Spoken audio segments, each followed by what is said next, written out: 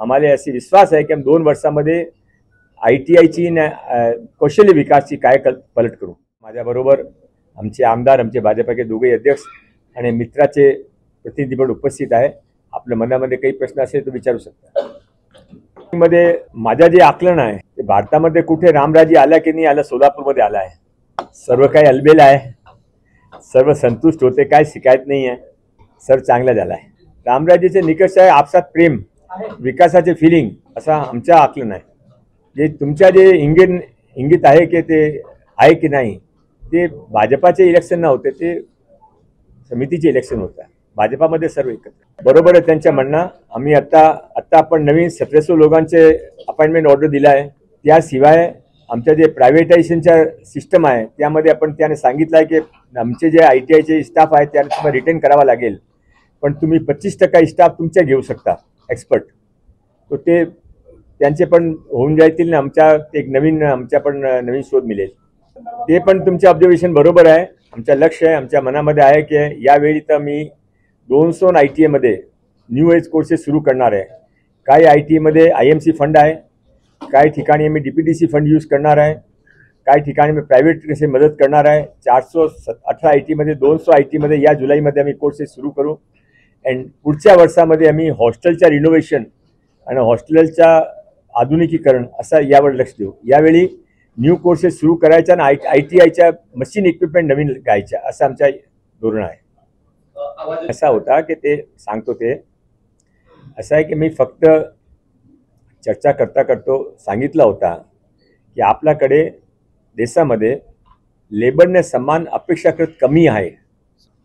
मी उदाहरण दिला होता, आपण युरोपमध्ये किंवा अमेरिकामध्ये गेलो तर तिथे आपला हॉटेलमध्ये आपण जेवण घेत आहे, आपल्याबरोबर कोणी 2 माणूस येतात, त्यांचे ड्रेसमध्ये ते वर्करची ड्रेस आहे त्यामध्ये सिमेंट चुना लावला तरी आपल्याबरोबर बसता, जेवण घेता, टिप देता जाता, आपला काही अडचण नाही। पण आपला कुठे अशी आपण मिसल पाव खात बसल्याने कसं झाला तर आपल्या मनामध्ये थोडीशी असा निर्माण होता की आपण कुठे आले।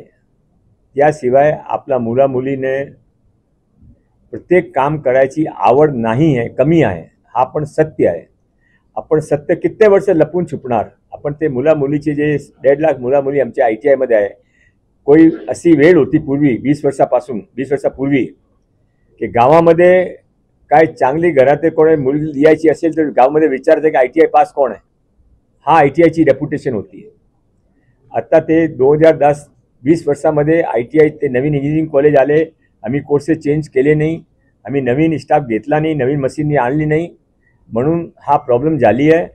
मी या मताचे आहे की जे काय आहे ते स्वीकार केला पाहिजे समाजाच्या समोर, आणि समाजाने रिक्वेस्ट केली पाहिजे की आमच्या बरोबर यावा, आम्ही पण आहे, तुम्ही पण मदत करा, आपण एकत्र होऊन मुलामुलीचे कसा 2 साल जे आमच्याकडे देता, एक आशाने देता, ते असा पूर्ण होईल असा आमचा प्रयत्न राहील।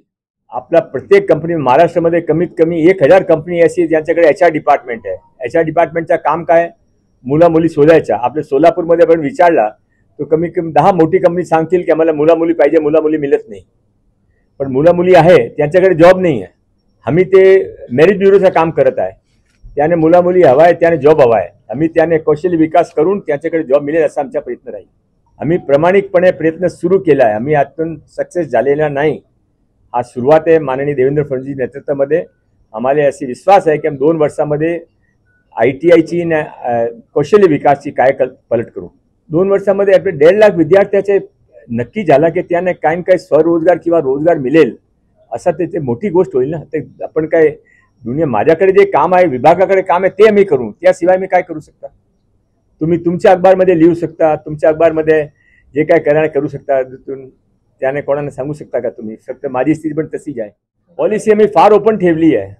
आम्ही अजून काय तुमची सूचना असेल तर द्या, आता तुम्ही विचारता तर म्हणून सांगतो। या प्रथम वेळा अशी पॉलिसी आली आहे की ते आम्हाला माहीत आहे की व्यापारीचे किंवा इंडस्ट्रियल असोसिएशन किंवा NGO त्यांची आपापली प्रायोरिटी असते, ते प्रायोरिटीवरून आमची प्रायोरिटी घ्यायची, ITI घ्यायची या करायची असेल तर त्यांनी काही त्यामध्ये रस निर्माण केला पाहिजे। आमचे 5-7 सायलेंट फीचर सांगतो। 10 वर्षासाठी 10 करोडचा इन्व्हेस्टमेंट करायचा, 20 वर्षासाठी 20 करोडचा इन्व्हेस्टमेंट करायचा।